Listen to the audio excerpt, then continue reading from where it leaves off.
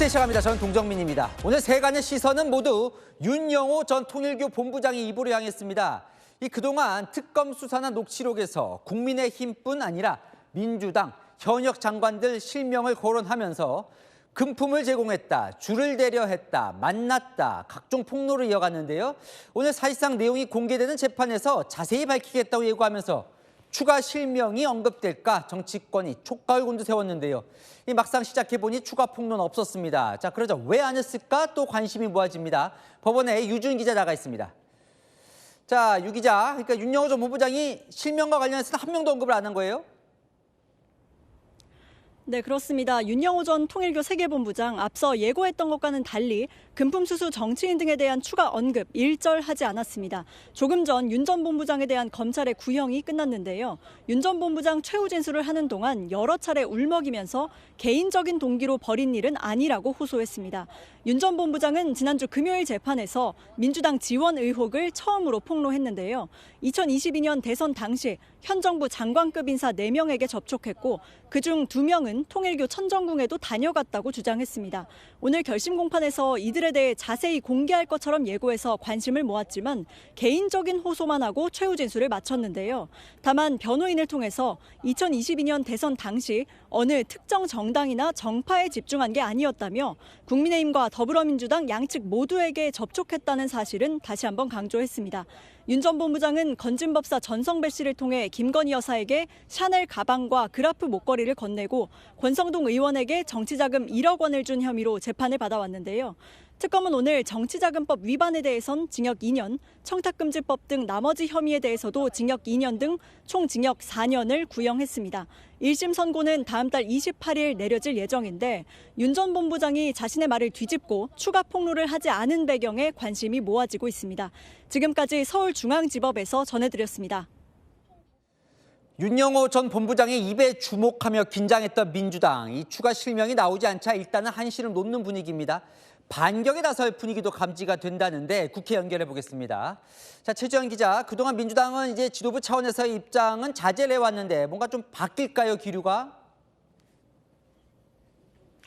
네, 맞습니다. 윤영호 전 본부장의 추가 폭로가 있을 것이란 예고와 달리 정작 한 명도 거론되지 않자 민주당 속빈강정이라고 날을 세웠습니다. 지금까지 나왔던 윤 전 본부장의 주장도 모두 허위일 것이라고 반발했습니다. 민주당 지도부 제가 한번 만나봤습니다. 윤영호 전 본부장 말밖에 없지 않냐. 들어보면 주장의 신빙성도 떨어진다.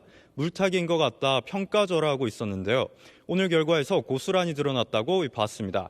그러나 일각에선 여전히 한시름 놓을 단계는 아니라고 보는 시각도 있습니다. 민주당 한 중진 의원, 윤 전 본부장 외에 다른 인물이 있을 수 있지 않냐며 추가 폭로 나오는 순간 당의 혼란은 불가피하다고 내다봤습니다.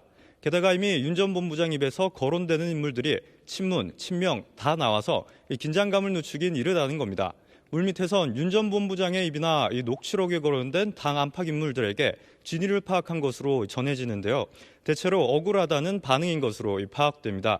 민주당 의원들과 관련해 추가 폭로가 나온다면 향후 대응에도 큰 영향을 미칠 전망입니다. 한동훈 전 국민의힘 대표, 이재명 대통령의 입틀막이 성공했다며 그런데 이렇게 해도 막지 못할 것이라고 말했습니다. 지금까지 국회에서 전해드렸습니다. 하지만 이 윤영호 전 본부장의 과거 특검 조사 진술 후 폭풍은 계속되고 있습니다. 전재수 해양수산부 장관 이름이 등장했습니다. 문재인 정부 시절 국회의원이던 전 장관에게 현금 수천만 원과 명품 시계를 줬다고 진술한 건데요. 통일교 수건 사업이던 한일 해저 터널 추진을 도와달라는 취지로요. 전 장관 10원도 받은 게 없다. 강하게 반발했습니다. 송진섭 기자입니다. 윤영호 전 통일교 세계본부장은 지난 8월 김건희 특검에서 조사받는 과정에서 지난 2018년부터 2020년 사이 전재수 해양수산부 장관에게 금품을 제공했다고 진술했습니다.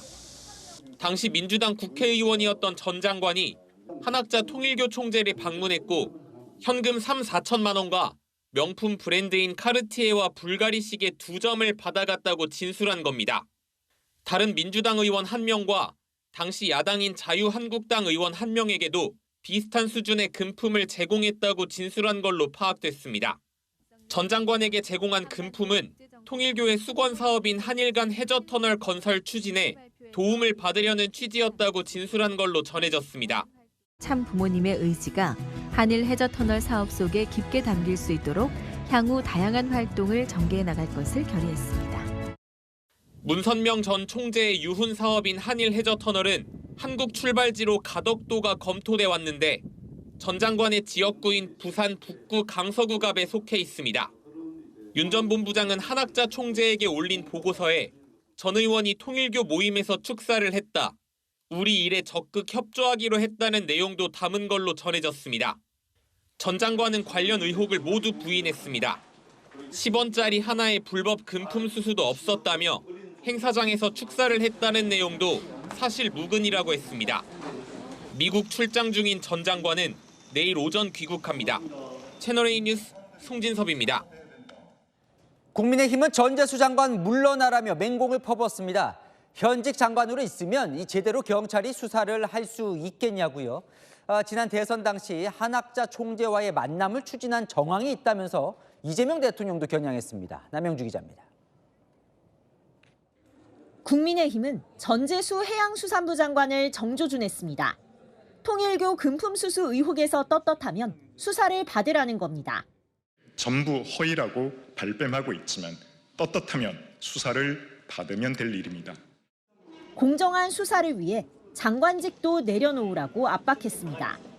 경찰을 지휘하는 것은 행안부 장관이고 윤호중 의원이 동료 의원이면서 동료 국무위원이란 말이죠. 너무나 이해 충돌이 직접적이고. 통일교의 민주당 지원 의혹 수사를 넘겨받은 경찰이 지휘 장관의 동료인 전 장관을 제대로 수사할 수 있겠냐는 지적입니다. 안철수 의원 또한 전 장관이 20일 뒤 공소시효 만료를 노리고 침대 축구를 하고 있다는 주장을 펼치며 즉시 검찰로 달려가 수사받으라 하라고 비판했습니다. 국민의힘은 이재명 대통령에게도 입장을 밝히라고 요구했습니다. 이재명 당시 대선 후보 측이 한학자 총재와의 만남을 추진한 정황이 담긴 녹취록이 공개된 만큼 감추고 있는 진실이 있는 것 아니냐는 겁니다. 이재명 대통령은 한학자 총재를 예방하여 큰절을 올린 적이 있는지, 윤영호 본부장에게 한학자 총재 예방을 직접 요청한 바가 있는지 국민께 답하시기를 바랍니다. 종교해산 협박할 게 아니라 민주당 봐주기 수사에 대한 입장을 밝히라고 대통령을 압박했습니다. 국민의힘은 내일 전 장관 등을 경찰에 뇌물죄로 고발할 예정입니다. 채널A 뉴스 남영주입니다. 이종석 국가정보원장 이름도 등장했습니다. 이 통일교 측이 지난 2022년 대선을 앞두고 이재명 당시 대선 후보의 멘토라며 이 원장을 접촉 통로로 지목한 겁니다. 이 원장 윤영호 전 통일교 본부장과 한 차례 만난 사실을 인정하면서도 이후 어떠한 교류도 없었다고 주장했습니다. 이솔 기자입니다. 지난 2022년 교단 행사를 앞두고 민주당 인사들과 접촉했다고 주장해온 윤영호 전 통일교 세계본부장. 김건희 특검이 확보한 윤 전 본부장의 전화통화 녹취록에서 이재명 당시 민주당 대선 후보의 멘토이자 접촉 창구로 언급된 이종석 국정원장이 직접 해명을 내놨습니다. 이 원장은 2022년 초 이재명 대선 캠프의 평화번영위원장이었는데 당시 통일교 관계자가 북한 문제에 대해 할 얘기가 있다면서 지인을 통해 면담을 요청했다며 지인 대동하에 세종연구소 연구실에서 만났다고 밝혔습니다. 그러면서 이때 한 번 만난 뒤로는 어떤 접촉이나 교류도 없었다고 선을 그었습니다. 특검이 확보한 윤 전 본부장의 전화 녹취록에는 이 원장이 면담에서 한국에서 통일교 지형은 아직 마이너다. 이는 민주당의 공통된 의식이라는 취지로 말했다고 언급하는 내용도 담겨 있습니다. 이 원장 측이 녹취록 내용이 공개된 지 얼마 안 돼 빠르게 해명을 내놓은 것에 대해 적극적인 대응 기조로 통일교 연루 의혹을 털고 가겠다는 여권 일각의 대응 기조가 반영된 것 아니냐는 분석도 나옵니다. 한편 해당 녹취록에 정동영 통일부 장관도 언급됐다는 일부 언론 보도에 대해 정 장관은 내일 아침에 간단한 사실관계를 담은 입장문을 내겠다고 밝혔습니다.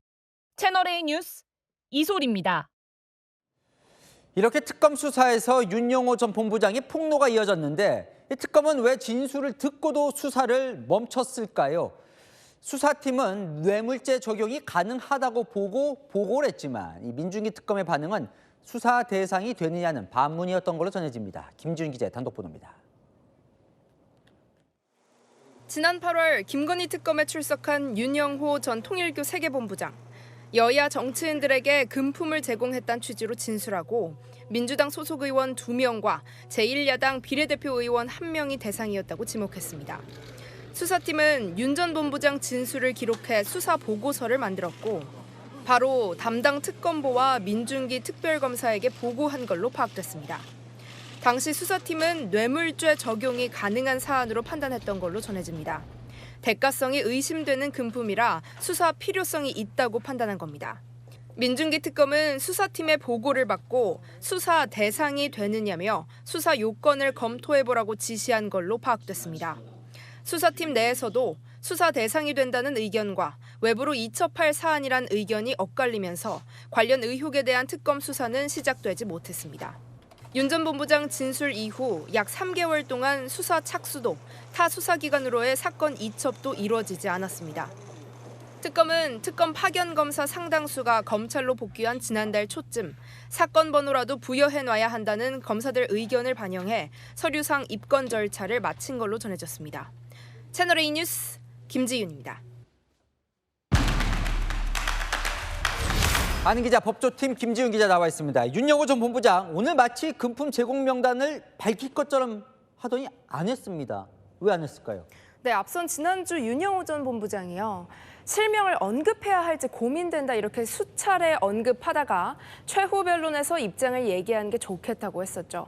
사실상 추가 폭로를 예고한 걸로 해석이 됐는데 결국 오늘 실명, 일절 밝히지 않았습니다. 심경 변호의 이유를 놓고 여러 해석이 나오는데 대통령의 종교단체에 대한 엄정 수사 언급 등의 부담을 받고 마음이 바뀌었는지도 모릅니다.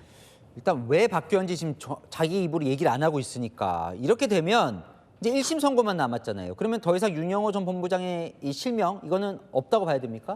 네, 1심 재판이 끝나기는 했지만요. 하지만 선고 결과에 따라서 특검이나 윤 전 본부장이 항소를 하면 재판은 계속되거든요. 상황에 따라서 본인이 직접 혹은 변호인을 통해서 언제든 실명이 거론될 여지 남아 있습니다. 근데 이 와중에 이제 전재수 장관 이름이 등장을 했어요. 현직 장관이잖아요. 예. 금품 수수 지금 의혹이 번진 건데 왜 뭔가 이렇게 일이 좀 커지는 것 같습니다. 네, 오늘 금품 제공 정황에 대해서 입을 닫은 윤영호 전 본부장이요. 지난주 금요일 법정에선 정반대였습니다. 특검을 향해서 검사실에서 다 말하지 않았냐. 한쪽에 치우친 게 아닌데 왜 자꾸 앞뒤를 다 잘라서 해석하냐고 지적하면서요.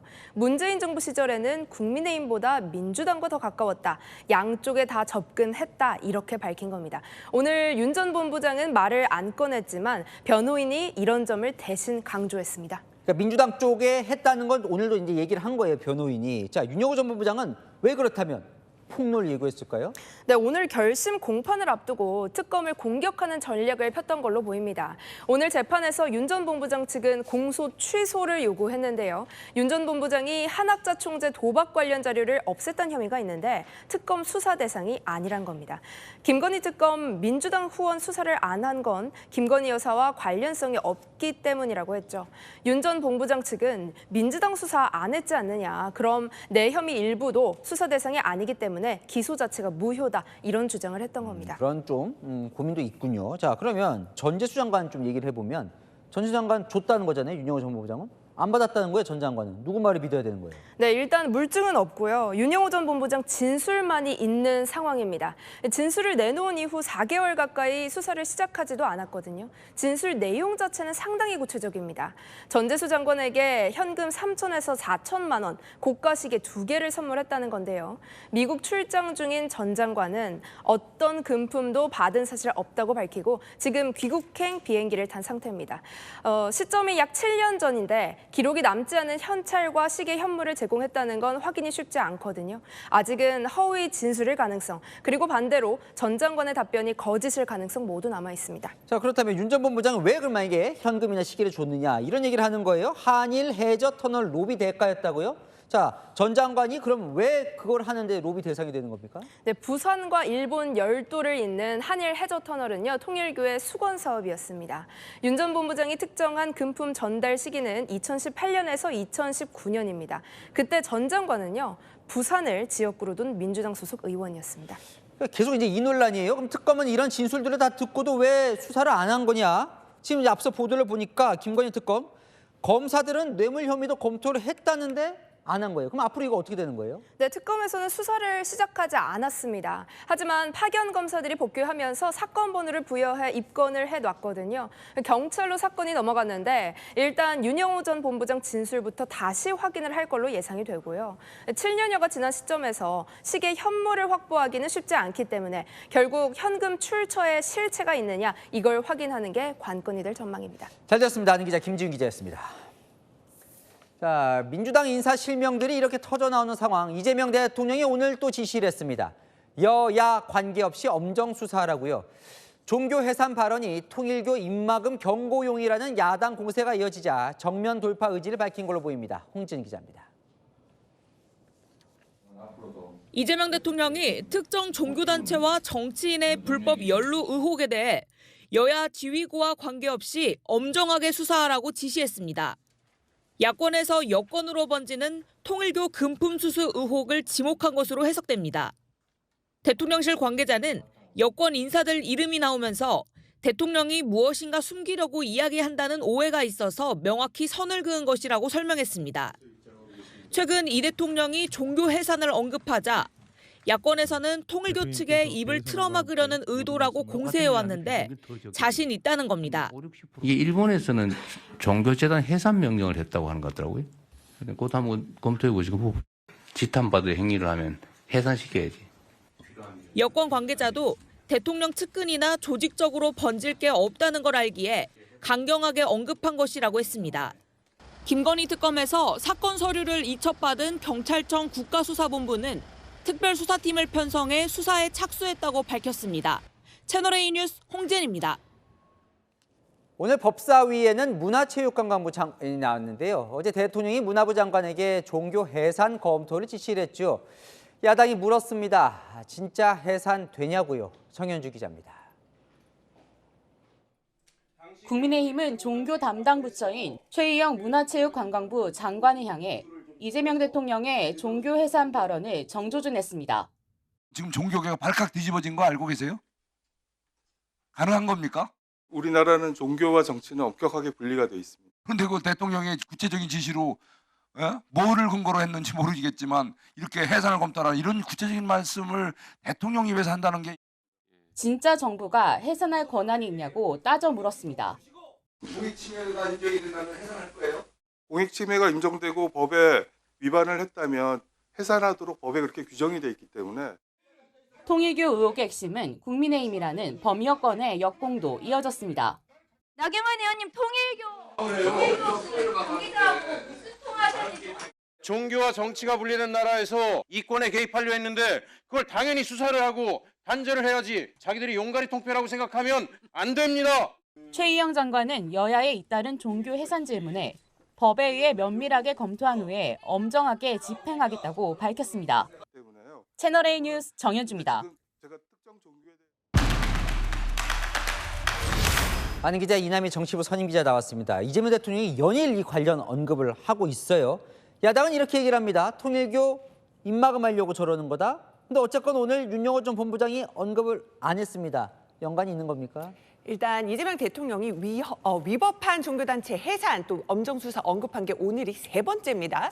야당이 앵커가 언급한 것처럼 통일교 입막음용이다 이렇게 비판했는데 결과적으로는 강공이 통한 것처럼 보입니다. 정말 그럼 대통령이 저걸 노리고 지금 해산을 계속 언급하는 거예요? 일단 물론 대통령실은 그게 아니라고 말합니다. 오늘 상황 좀 설명을 드릴게요. 이재명 대통령이 오늘 오전 9시 15분쯤 핵심 참모들과 가진 티타임에서 해산 지시에 대한 언론 동향을 보고를 받았습니다.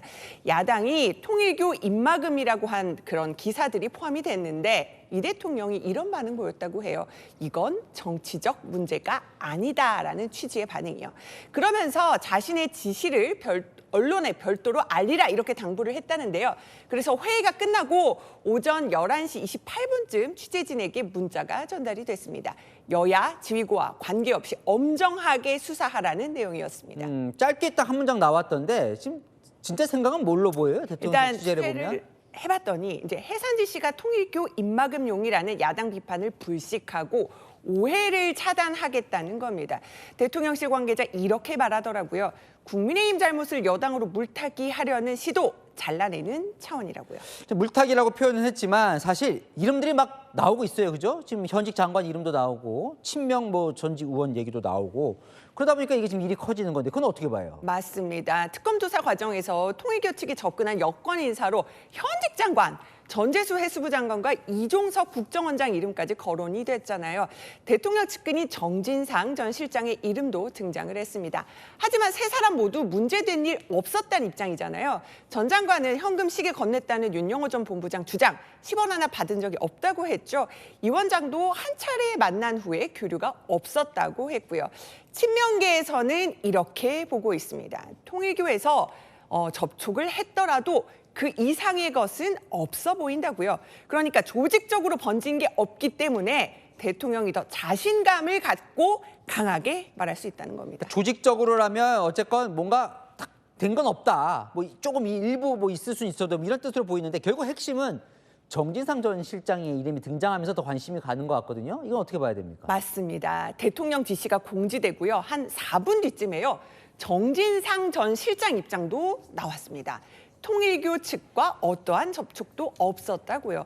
굉장히 비슷한 시간에 입장이 나오면서 이 대통령 측 인사들 통일교 접촉 관련해서 자체파 끝낸 게 아니냐 이런 관측도 나왔습니다. 여권을 취재 보니까요. 뭐 설사 문제가 밝혀지더라도 팔다리 자르고서라도 몸통은 가야 된다 이런 생각이더라고요. 부담도 될 것 같은데요. 맞습니다. 부담이 있는 거 사실이죠. 원래는 국민의힘 쪽 인사들만 이름이 거론이 됐었는데 갑자기 민주당 쪽으로 불똥이 튀니까 긴장하고 있었던 것도 사실입니다. 대통령실 관계자도요. 의혹 연루자한테 일절 전화도 안 하고 있다. 수사 지켜봐야 한다면서 신중한 입장을 보이기도 했는데요. 윤영호 전 본부장이 오늘은 실명을 거론하진 않았지만 이 수사 파장 계속 지켜보는 분위기입니다. 어떻게 이게 전개가 될 것 같습니다. 오늘 윤영호 전 본부장 실명 언급 안 했잖아요. 당장 야당에서는 이걸 보고 입틀막 성공했다 이렇게 비판하고 나섰습니다. 대통령의 해산 거론이 결국 추가 의혹 폭로를 막았다는 야당 공격이 이어지면서 논란으로 정치권 계속 좀 시끌시끌해 보입니다. 알겠습니다. 아는 기자 이남희 선임 기자였습니다. 네, 국민의힘이 우원식 국회의장을 고발하겠다고 밝혔습니다. 어제 본회의에서 나경원 의원의 필리버스터를 중단시킨 건 편파적이라는 건데요. 과거 필리버스터 때 민주당 의원들은 노래 부르고 시도 읊었다며 강하게 반발했습니다. 성혜란 기자가 보도합니다.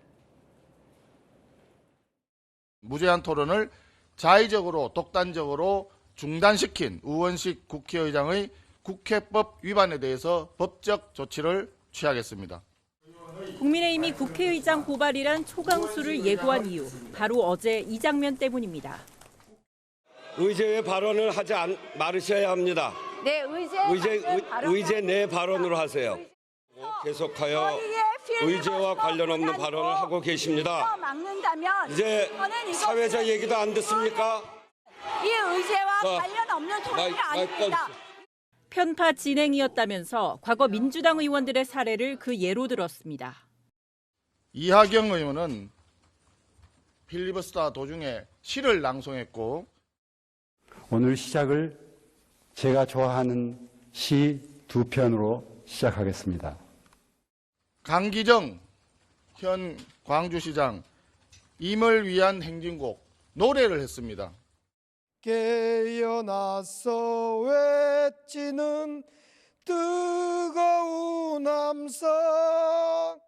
필리버스터는 관행적으로 어느 정도 의제와 벗어나도 허용돼 왔다며 지난 2016년 테러방지법 때 민주당 의원들도 하지 않았냐는 겁니다. 나경원 의원은 추미애 위원장 사례를 직접 꺼내 들었습니다. 우리 추미애 위원장께서는 노래를 부른 것으로 알고 있습니다. 의제와 전혀 상관없는. 둘이서 만납시다 팔만주 살짝쿵 데이트 도이치 모녀스. 추 위원장은 즉각 반박했습니다. 무혐의 처분을 하는 그런 일이 있었기 때문에 그것에 빗댄 일각의 풍자 노래가 있었어요. 의제와 관련이 없는 것이 아니라 의제와 깊이 관련이 있다는 것을 위원님들이 공부를 좀 하시면 금방 아실 텐데. 국회의장의 필버 중단은 지난 1964년 이후 처음입니다.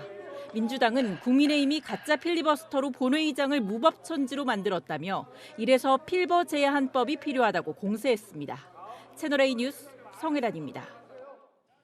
네, 이재명 대통령과 정청래, 김병기 여당 투톱이 어제 비공개 회동을 가졌습니다. 당정 간의 온도차가 있었던 내란 전담 재판부 어떻게 정리가 됐을까요? 이상원 기자입니다. 더불어민주당은 오늘 오전 내란 전담 재판부 법안의 연내 통과 의지를 재차 드러냈습니다. 내란 전담 재판부와 2차 종합 특검 등 가용할 수 있는 모든 방법을 동원하여 이재명 대통령과 정청래 대표, 김병기 원내대표의 비공개 회동 만남과 관련해 민주당 관계자는 재추진에 대한 서로 공감대를 확인했다고 말했습니다. 일단 추진은 하라. 여기에는 변함이 없다. 이렇게 저희가 이해도 되는 거예요. 내란 전담 재판부. 예, 그렇습니다. 하지만 내란 재판부를 20만 설치하는 쪽으로 법사위 통과안을 수정할 것으로 보입니다. 내란 전담 재판부를 하자. 근데 2심부터 하자. 대통령 생각이 그게 더 지혜롭지 않냐. 내란 재판부 추천위원회 추천권 대상에서 법무부 장관을 빼는 안도 유력하게 검토 중입니다. 정청래 대표는 어제 법사위원들을 불러 메시 같은 훌륭한 축구 선수는 태클을 피해 골을 넣는다며 법안 수정의 불가피성을 설명했습니다. 당은 외부 로펌의 법률 자문 결과를 이르면 내일 받아봅니다. 당 관계자는 자문 결과 위헌이 명확하다는 문구가 나오면 수정은 불가피하다고 설명했습니다. 국민의힘은 법안 내용을 일부 수정한다고 해도 전담재판부 설치 자체가 사법부 독립을 훼손하는 위헌이라고 반박했습니다. 채널A 뉴스 이상원입니다. 네, 국민의힘 당원 게시판 문제가 다시 수면 위로 떠올랐습니다. 당무감사위원장이 한동훈 전 대표의 가족이 당원으로 가입했다 탈당했다며 실명을 공개했습니다. 친한계는 실명 공개는 인격살인이다 강하게 반발했습니다. 최승현 기자의 보도입니다. 이호선 국민의힘 당무감사위원장의 공지 문자입니다. 당원 명부 확인 결과 한동훈 전 대표의 가족과 동일한 이름이 있었다며 휴대전화 끝번호 4자리가 같고 탈당 일자도 비슷하다고 했습니다. 하지만 한 전 대표 가족이 당원 게시판에 글을 썼는지 여부에 대해선 작성자 확인 중이라고만 밝혔습니다. 친한계 의원들은 개인정보 유출이라며 일제히 반발했습니다. 박정아 의원은 의혹이 있으면 감사하고 최종 결과를 발표해야지 절차가 진행 중이라면서 자녀의 이름까지 거론했다며 인격 살인이라고 비판했습니다. 이 이호선 이분의 이 기행 때문에 이 국힘이 쿠팡보다 못한 조직이 돼버렸어요. 장동혁 대표는 쿠팡 혼내면 안 될 것 같아요. 그럼 뭐 또 똥 묻은 개가 겨 묻은 개 욕한데. 이호선 당무감사위원장은 공익적 목적으로는 개인정보라도 제한될 수 있다고 친한계 측 주장을 맞받았습니다. 한 전 대표가 풀어야 한다는 지도부 목소리도 나왔습니다. 대답은 한동훈 대표가 반드시 해야 됩니다. 이 문제가 저희 당의 내분의 불씨로 계속 남아있는 상황이기 때문에 저희 당의 대다수의 당원들은 이거 빨리 좀 털고 가자라는 의견이 대다수입니다. 채널A 뉴스 최승현입니다. 인유한 국민의힘 의원이 오늘 의원직을 사퇴했습니다. 당 혁신위원장도 지내고 정치개혁을 하겠다며 비례대표로 국회에 들어왔는데 갑자기 왜 그만둔 걸까요? 몇 달간 고민했다는데 왜 이런 결심을 했는지 김민곤 기자가 전합니다. 저는 지난 1년 반 동안 의정 활동을 마무리하고 국회의원직을 떠나 본업에 돌아가기를 희망합니다. 인요한 국민의힘 의원이 오늘 오전 기자회견을 열고 의원직에서 물러났습니다. 희생 없이는 정치권에 변화가 없어 자신부터 기득권을 내려놓겠다고 했습니다. 인 의원 측 관계자는 정치판에 들어온 걸 후회한단 말을 자주 했다고 말했습니다. 정쟁만 가득한 정치에 회의감과 무력감을 느낀 것으로 전해집니다. 비전을 제시하고 뭘 할 거냐, 국가를 위해서. 어떻게 풀어나갈 거냐. 지금 정신을 못 차리고 있어요. 그래서 이제 왜 그런가 따져보면 변화가 없어요. 희생이 없어요. 회견장에 함께 온 신동욱 의원은 본인이 꿈꿔온 정치가 제대로 안 된다는 아쉬움을 느껴오는 상황이었다고 전했습니다. 마지막으로 여야 모두에게 당부한 인 의원. 진영 논리만을 따라가는 정치 행보가 국민을 힘들게 하고 흑백 논리와 진영 논리는 벗어나야지만 국민 통합이 가능하다고. 여야 모두 진단을 무겁게 받아들인다. 고뇌에 깊이 공감했다고 밝혔습니다. 인 의원의 비례대표직은 함께 혁신위 활동을 했던 이소희 변호사가 승계합니다. 채널A 뉴스 김민곤입니다. 장경태 민주당 의원의 성추문 의혹 14일이 지났지만 민주당 윤리감찰단은 조사 중이라는 말만 반복하고 있습니다. 뭘 조사하고 있을까요? 장 의원은 법사위 회의에 왔다 금방 자리를 떴습니다. 박장 기자입니다. 장경태 민주당 의원이 국회 법제사법위원회 회의장으로 들어옵니다. 두툼한 서류를 챙겨 자리에 착석합니다. 그제 열린 소위 땐 내내 착석해 있던 장 의원. 오늘은 회의 시작 10분 만에 자리를 떴습니다. 성추행한 장경태 의원도 들어와서 오늘도 버젓이 지금 들어와서 좀 전에 있다가 나갔는데. 장 의원은 업무가 있어 위원장실에 있었다며 이석 이유를 설명했습니다. 민주당 윤리감찰단은 장 의원의 성추행 의혹과 관련해 조사에 착수한 지 14일이 지나도록 결론을 내지 않고 있습니다. 장 의원의 반박 자료만 받고 이후 진척은 없는 것으로 전해집니다.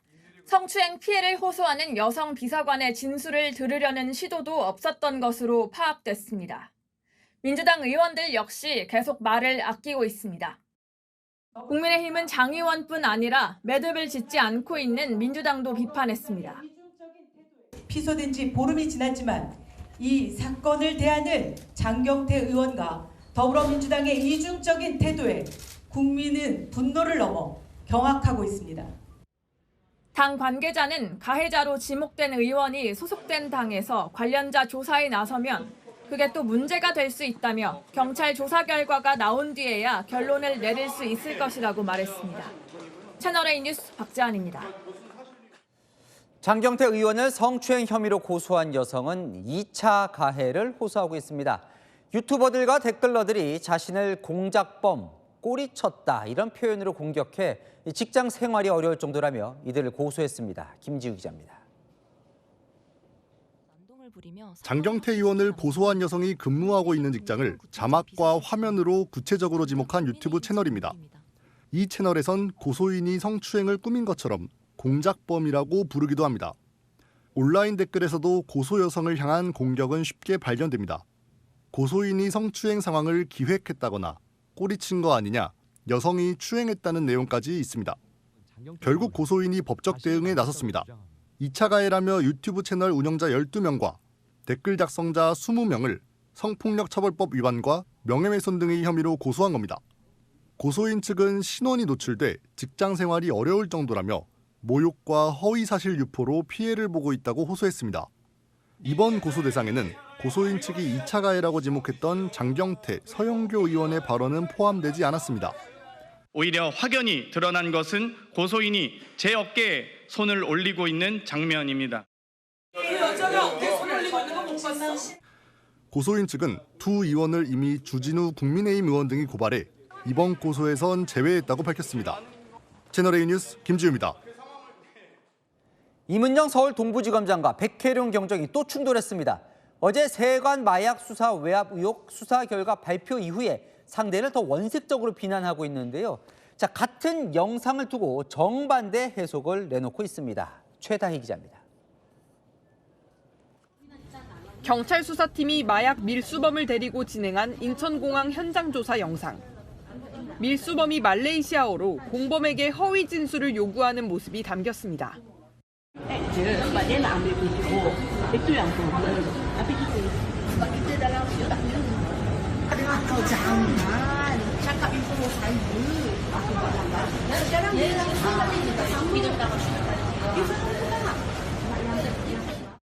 합동수사단은 경찰이 중국어 통역만 대동하는 바람에 이 같은 허위 진술 모의를 파악하지 못했다고 봤습니다. 이문정 동부지검장은 밀수범들이 백경정 앞에서 거짓말 모의하는 게 찍혀 있어 당황했다. 백경정이 거짓말에 속아 피해가 컸다고 직격했습니다. 백경정은 적극 반박에 나섰습니다. 영상 속에서 밀수범들 사이에 진술이 엇갈린 사실이 오히려 강력한 세관 연루 증거라고 주장했습니다. 백경정은 임 지검장을 향해 수사를 해본 사람이 할 얘기냐며 수준이 낮아 대응할 가치가 없다고 맹비난했습니다. 채널A 뉴스 최다희입니다. 네, 캄보디아의 코리아 전담반이 만들어졌죠. 양국 경찰로 꾸려진 이 전담반이 범죄 단지를 급습해 감금돼 있던 우리 국민 1명을 구했습니다. 김세인 기자가 보도합니다. 호텔 건물 앞에 자동 소총을 든 캄보디아 경찰관 수십 명이 모여 있습니다. 건물 관리자와 잠시 이야기를 나누더니 다시 모여서 작전 회의를 합니다. 시아누크빌 범죄단지 내 호텔에 감금돼 있는 20대 한국인 남성을 구하려고 한국인 경찰 4명 등 양국 경찰관 100여 명이 진입작전에 나선 겁니다. 경찰은 호텔 일부 층을 통으로 빌려 쓰고 있던 온라인 사기범죄 조직 근거지를 덮쳐 감금 피해자를 구했습니다. 범죄 가담이 의심되는 한국인 51명도 체포했습니다. 수갑 사용해서 이제 체포했고요. 버스나 다른 차량을 통해서 경찰서로 바로 이제 호송을 했습니다. 지난 4일 감금된 남성의 가족이 신고를 한 지 닷새 만이었습니다. 신고 내용에는 감금 피해자가 고문을 받았다는 내용도 있었는데 검거된 한국인 중에서도 일부 고문 정황이 포착됐습니다. 경찰은 현지 경찰과 협의해 이들을 최대한 빨리 한국으로 데려올 계획입니다. 채널A 뉴스 김세인입니다. 밧줄에 의지한 채 아파트 외벽에 매달린 남성. 보는 것만으로 아찔하죠. 20층 높이에서 홀로 고공농성을 벌인 이유 무슨 사연인 건지 공국진 기자가 취재했습니다. 밧줄의 몸을 의지한 남성이 아파트 외벽에 매달려 있습니다. 폭염에 목숨 걸고 일한 노무비 2억 3천만 원이라고 적힌 현수막을 내걸었습니다. 옆 창문으로 경찰이 말을 걸어보지만 남성은 머리를 숙인 채 반응이 없습니다. 시민들은 걱정스런 표정으로 연신 위를 쳐다봅니다. 남성은 50대 A씨. 지난 6월부터 9월까지 이 아파트 외벽에 페인트 작업을 했던 작업 반장이었습니다. 수개월째 임금을 받지 못했다고 주장하며 오후 1시부터 아파트 20층 높이에서 고공농성을 벌였습니다. 경찰이 설득한 끝에 남성은 5시간 만에 농성을 풀고 내려왔습니다. 불상사는 없었지만 아파트 1층에 에어 매트리스를 설치하는 소동이 벌어지기도 했습니다. 공사를 발주한 건설사 측은 일정 부분 대금을 지급했다는 입장입니다. 지금 순차적으로 지급하고 있습니다. 지급을 아예 안 한 게 아니라요. 노무자랑 직접적인 계약 관계는 아닙니다. 경찰은 A씨를 상대로 조사하는 한편 실제 공사 대금이 제대로 지급됐는지 여부도 확인할 방침입니다. 채널A 뉴스 공국진입니다. 현직 군무원이 국회 담장에 불을 지르다 체포됐습니다. 대체 왜 이런 일을 저질렀는지 이유가 황당합니다. 홍지혜 기자입니다. 여의도 국회의사당 담 쇠창살 너머로 소방관들이 물을 뿌립니다. 담 주변은 이미 뿌연 연기로 자욱해져 있습니다. 연기를 뚫고 소방관이 담 가까이 다가가자 불이 붙은 낙엽이 타고 있는 모습이 보입니다. 소방관은 철창 틈으로 발을 집어넣어 급히 불을 밟아 끄는 모습도 보입니다. 30대 남성이 국회 외곽 담 주변에서 불을 지른다는 신고가 접수된 건 어제 저녁 8시 10분쯤. 남성은 국회 담을 따라 100m가량 이동하며 쌓여있는 낙엽에 불을 붙였는데요. 아직도 검게 탄 낙엽이 남아있습니다. 불길은 15분 만에 잡혀 다행히 인명피해는 없었습니다. 토치로 불을 붙인 남성은 국회에 근무하던 경찰에 붙잡혔는데 경기도 시흥에 있는 군부대 소속 군무원으로 파악됐습니다. 남성은 정치에 불만이 있다며 국회에서 테니스를 치는 게 꼴보기 싫었다고 방화 이유를 밝힌 걸로 전해졌습니다. 경찰은 군 수사기관에 군무원을 넘겼습니다. 채널A 뉴스 홍지혜입니다. 건조한 날씨가 이어지면서 전국 곳곳에 산불 비상이 걸렸습니다. 열흘 넘게 건조특보가 이어지고 있는 강원도 양양에선 주택 인근에서 시작된 불이 삽시간에 인근 대나무밭과 야산을 태워버렸는데요. 강경모 기자입니다. 주택 인근 야산에서 시뻘건 불길이 치솟습니다. 검은 재가 날아다니고 희뿌연 연기가 가득합니다. 산불 진화대원과 소방대원이 물을 뿌리며 방어에 나섭니다. 강원 양양군의 야산에서 불이 난 건 오전 10시 55분쯤입니다. 주택 인근에서 시작된 불은 삽시간에 인근 대나무밭과 야산으로 옮겨 붙었습니다. 헬기 10대와 인력 200여 명을 투입한 끝에 1시간 만에 큰 불을 잡았습니다. 불이 난 양양군 일대엔 건조특보가 발효 중입니다.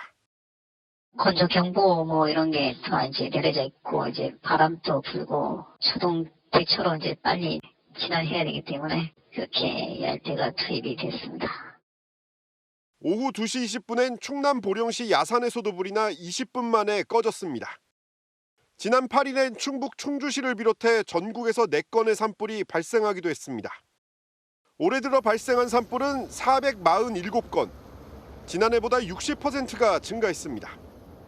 특히 강수량이 줄어드는 겨울철엔 대기가 건조한 데다 바람도 강하게 불면서 산불 위험이 여느 때보다 커집니다.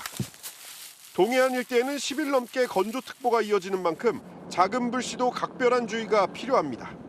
채널A 뉴스 강경모입니다.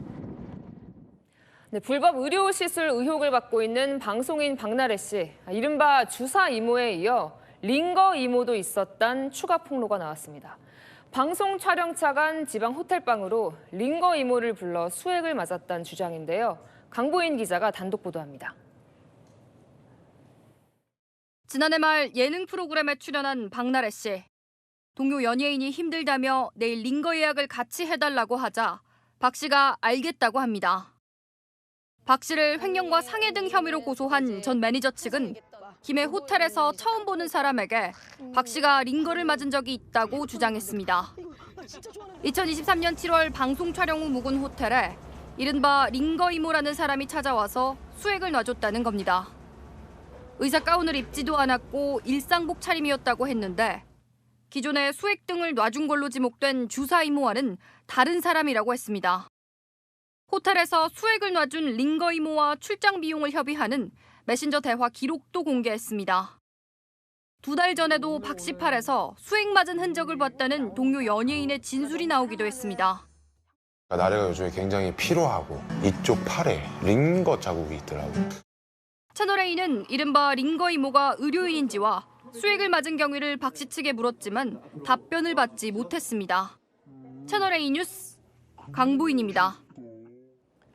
쿠팡이 국회 청문회를 일주일 앞두고 대표를 미국인으로 전격 교체를 했습니다.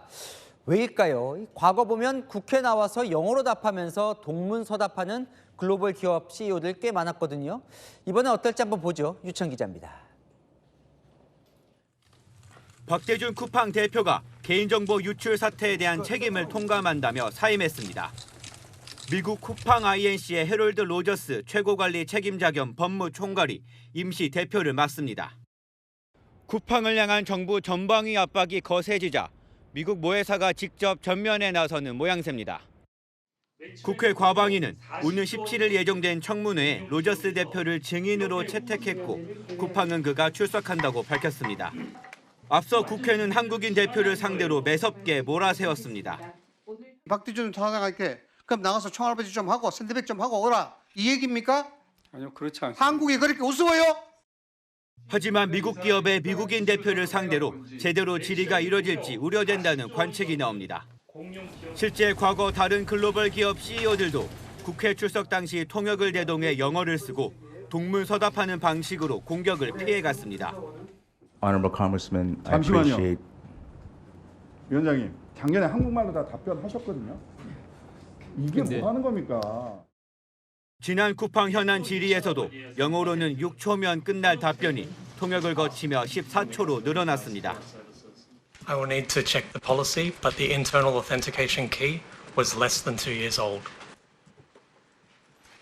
네, 제가 이것은 정책을 다시 한번 확인해 보아야겠지만 보통 내부 인증키 같은 경우에는 3년 미만입니다.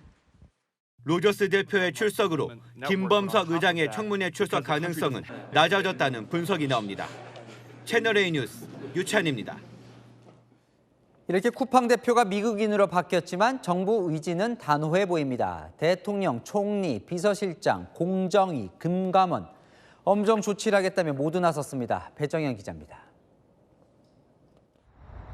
정부는 쿠팡 대표가 외국인으로 바뀌었다고 해서 달라지는 것은 없다는 입장입니다.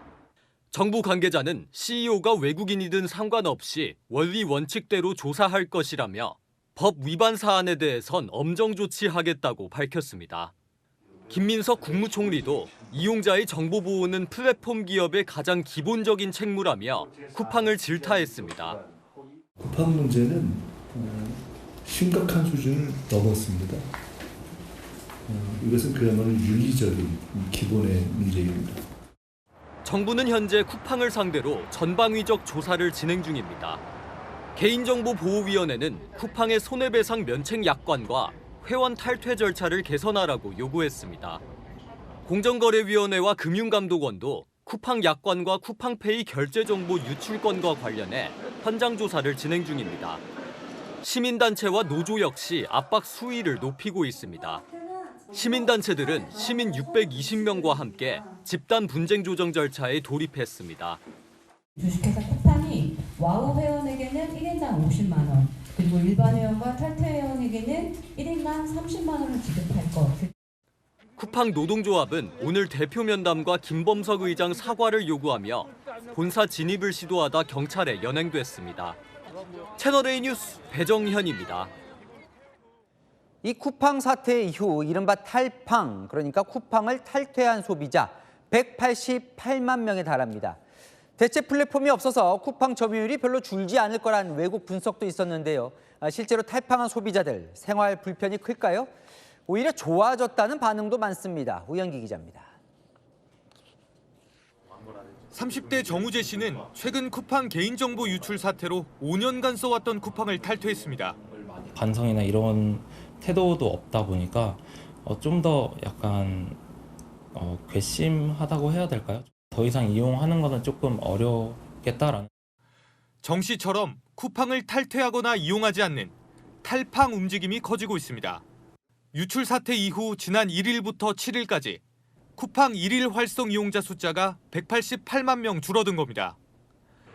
탈퇴 후 쿠팡의 로켓 배송을 벗어나니 오히려 지출이 줄었다는 반응이 나옵니다. 예전에는 그냥 떨어지지도 않았는데 미리 그냥 쿠팡으로 편하게 주문을 했다면 지금은 좀 과소비를 좀 안 하게 되는 것도. 온라인 커뮤니티에도 쿠팡 없이 생활이 가능할까 했는데 급한 것만 동네에서 사서 생활비가 절약된다는 글들이 올라왔습니다. 자신을 워킹맘이라고 소개한 글쓴이는 이참에 생활 패턴을 바꿔 다른 소상공인 상점도 다녀볼까 한다고 다짐하기도 했습니다. 국내 주요 이커머스 업체들은 다양한 혜택 제공을 앞세우며 탈팡족 붙잡기에 나서고 있습니다. 쿠팡 내부에서는 이용자 이탈에 긴장하면서도 단순 방문자 수보다 체류 시간과 실제 구매량이 더 중요하다는 분위기도 감지됩니다. 쿠팡은 홈페이지 접속 시에 이렇게 할인 쿠폰 등을 제공하면서 이용자 이탈을 최소화하려는 모습입니다. 다만 이용자 감소세와 관련해서 공식 입장을 내놓진 않았습니다. 채널A 뉴스 우현기입니다. 재계의 주역들이 젊어지고 있습니다. 4세대 오너들의 회장 취임 나이는 평균 46세라는데요. 연세 지긋한 전통적 오너 경영인의 시대와는 분위기가 달라지고 있습니다. 70대, 80대가 아닌 70년, 80년대생 젊은 총수 시대, 여인선 기자가 취재했습니다. 1982년생인 정기선 HD현대그룹 회장은 올해 10월 입사 17년 만에 회장으로 취임했습니다. 부회장에 선임된 지 불과 2년, 재계에서도 손꼽힐 정도로 빠른 승진 속도입니다. 한 기업 분석 전문 연구소 조사 결과 1970년 이후 출생한 재계 오너 일가 임원 중 회장, 부회장급으로 오른 인물은 95명이나 되는 것으로 나타났습니다. 1970년대생 회장으로는 정의선 현대차그룹 회장, 구광모 LG그룹 회장, 조원태 한진그룹 회장, 정유경 신세계 회장이 대표적입니다. 1980년대생 중에는 김동관 한화그룹 부회장을 비롯해 경주선 동문건설 회장, 권영민 도이치모터스 부회장 등이 있습니다. 경영 승계 과정도 빨라졌습니다. 이재용 삼성전자 회장은 입사 후 회장이 되는데 31년이 걸린 반면 정지선 현대백화점 그룹 회장은 10년 만에 회장에 올랐습니다. 4세대 오너들의 평균 회장, 부회장 취임 나이는 46세로 기존 세대보다 10년 이상 빠릅니다. 대내외 경영 환경이 불확실한 가운데 오너 책임 경영이 강화되고 있다는 분석입니다. 앞으로는 변화의 흐름을 빠르게 읽고 또 실행에 옮길 수 있는 젊은 임원들이 더 적합하다는. 젊은 총수가 늘면서 재계 전반에 세대 교체가 속도를 낼 것이라는 전망이 나옵니다. 채널A 뉴스 여인선입니다. 중국과 일본이 전투기 레이더 조준 사건으로 또 붙었습니다. 중국은 일본의 훈련을 사전 통보했다며 당시 교신 음성까지 이례적으로 공개했는데요. 일본도 즉각 재반박에 나서며 양국 간 군사적 긴장감이 더 높아지고 있습니다. 김정근 기자가 보도합니다. 중국 관영 CCTV가 지난 6일 발생한 레이더 조준 사건 당시 자국 전투기와 일본 해군 간의 교신 내용을 공개했습니다. 海上自卫队116舰，我是中国海军101舰，我编队将按计划组织舰载机飞行训练。Chinese warship 101, this is Japan warship 116. I copied your message. 사전 훈련 통보를 받지 못했다는 일본의 주장을 반박하기 위해 이례적으로 군사 통신까지 공개한 겁니다. 중국은 당시 자국 전투기의 궤적과 여기에 접근했다 V자로 다시 멀어지는 일본 전투기의 궤적도 함께 공개했습니다. 일본은 곧바로 재반박했습니다. 중국의 통보가 충분치 않았던 겁니다. 空母遼寧の艦載機がどのような規模でどのような空域において訓練を行うのかという具体的な情報は自衛隊にもたらされておらず 일본도 레이더 신호를 쐈다는 주장에는 레이더를 사용한 적 없다는 입장을 고수했습니다. 한편 일본 방위성은 중국이 오키나와 주변에서 벌이는 무력 시위 상황을 추가로 공개했습니다. 최근 오키나와를 디귿자 형태로 에워싸듯 항해했던 중국 랴오닝 항모 전단이 어제까지도 부속 섬들을 훑고 지나가며 S자 모양으로 오키나와 주변 섬들을 헤집고 다닌다는 설명입니다. 이어 중국과 러시아의 공군기 편대가 항모 전단과 합류 연습을 했다며 전투기 사진도 공개했습니다. 중일 간 군사적 갈등이 이어지는 가운데 이달 25일부터 중국 광둥성에서 개최 예정이었던 일본 지브리 스튜디오의 전시회도 연기돼 양국 간 문화 교류도 중단되는 분위기입니다. 채널A 뉴스 김정근입니다. 중국이 서해에 무단 설치한 구조물이 16개나 된다는 사실 알고 계셨습니까? 중국은 양식장이라고 주장하고 있죠. 미국 싱크탱크가 이 구조물들의 사진과 위치를 하나하나 공개하며 다른 의도가 있다 우려를 나타냈습니다. 김용성 기자입니다. 중국이 지난 2018년과 2024년 서해에 설치한 대형 철제 구조물 설란 1호와 2호입니다. 이들 구조물 인근에는 폐 시추선을 활용해 만든 지원시설도 함께 서 있습니다. 이 세 개의 구조물은 한국과 중국이 공동 관리하는 한중 잠정조치 수역 안에 우리 정부의 허가 없이 설치됐는데 이에 더해 중국은 2018년부터 잠정조치 수역의 경계선을 따라 13개의 구조물을 추가로 설치했습니다. 현지 시각 어제 미국의 싱크탱크인 국제전략문제연구소 빅터차 한국석좌가 이들 16개 서해 구조물의 사진과 위치를 공개했습니다. 중국의 의도에 대해 차석좌는 중국이 남중국해와 동중국해를 군사화할 때 사용했던 회색지대 전술과 유사하다고 분석하며 강력한 조처가 필요하다고 주장했습니다. 회색지대 전술은 전쟁과 평화가 명확히 구분되지 않는 애매한 상태에서 군사적 충돌 없이 상대를 압박해 목적을 달성하는 전술을 말합니다. 중국은 이들 시설물에 대해 양식이나 기상 관측 용도라는 입장이지만 한국 정부는 군사적 목적으로 활용될 수 있다고 보고 있습니다. 군사 기지로 확장되거나 이용될 가능성은 없습니까? 있습니다. 차석좌는 한중 잠정조치 수역 내 구조물 설치는 한중 어업협정 위반이라고도 지적했습니다. 채널A 뉴스 김용성입니다. 네, 미국에서 비행 중이던 경비행기가 불시착했습니다. 그런데 착륙한 곳 활주로가 아닌 고속도로 차량 위였습니다. 정다은 기자입니다. 경비행기 한 대가 고속도로 위를 저공 비행합니다. 그러다 갑자기 달리는 차량을 덮칩니다.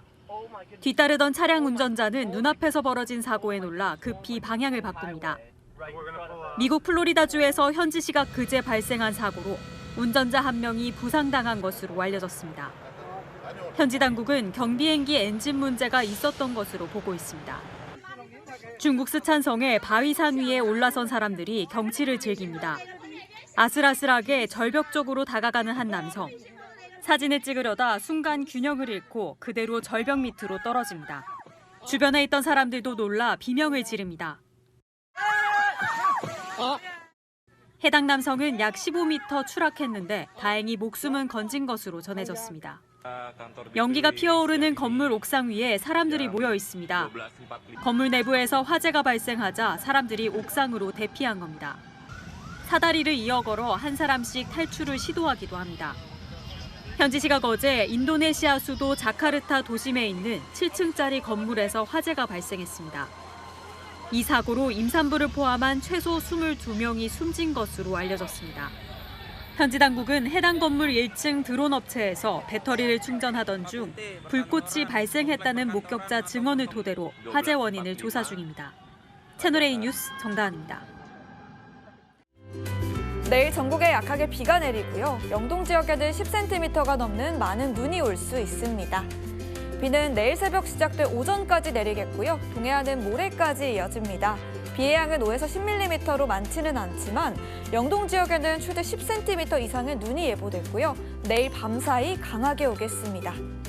내일 서울 5도에서 시작해 8도까지 오릅니다. 종일 평년 기온 웃돌아서 추위 걱정은 없겠습니다. 비가 그치면 모레 금요일은 아침 기온 영하로 뚝 떨어집니다. 하루 사이 10도 가까이 낮아져서 체감상 더 춥겠습니다. 날씨였습니다. 뉴스에 마칩니다. 시청해주셔서 감사합니다.